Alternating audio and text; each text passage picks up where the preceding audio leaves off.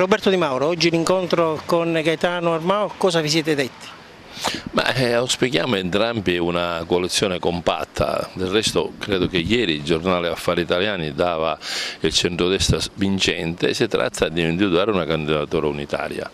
Ci sono due personalità in lista che sono l'avvocato Armao e l'onorevole Musumeci, entrambi sono meritevoli di un forte apprezzamento, l'uno per la capacità giuridica, per l'esperienza che ha maturato alla Regione, l'altro perché rappresenta una storia importante, perché è stato sempre coerente con la sua azione politica, la sua appartenenza.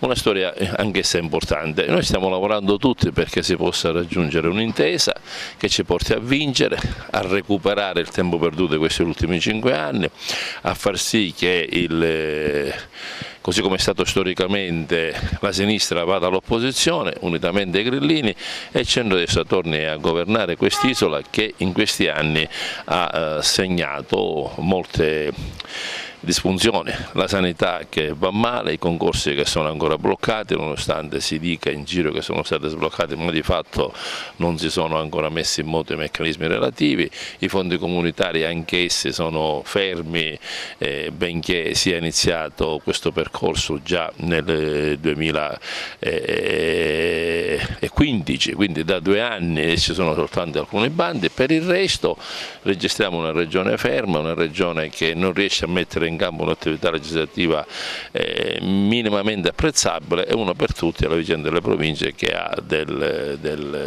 come posso dire, del ridicolo. Sì. Secondo lei sarà possibile trovare una sintesi tra Musumeci e Armao? Credo di sì, l'idea originale del ticket va riproposto con forza e si farà in modo che tutto questo possa essere risolto nel più breve tempo possibile. Del resto la spaccatura che c'è a sinistra ci agevola, perché se a sinistra, come è vero che ormai sembra noto, ci sono 2 candidature, la vittoria è a portata di mano. Non credo che in Sicilia il Movimento 5 Stelle possa raggiungere percentuali superiori al 20%.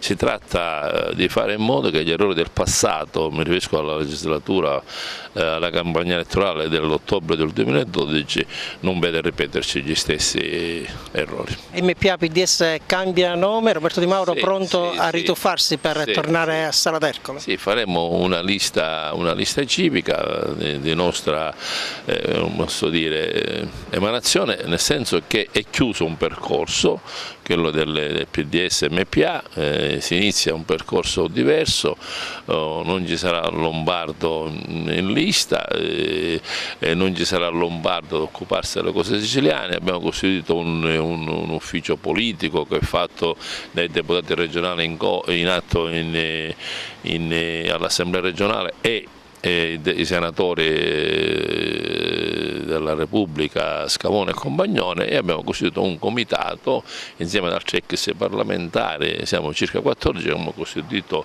un'associazione che si chiama Sicilia è Stato Libero e che sarà molto probabilmente il simbolo della nostra lista.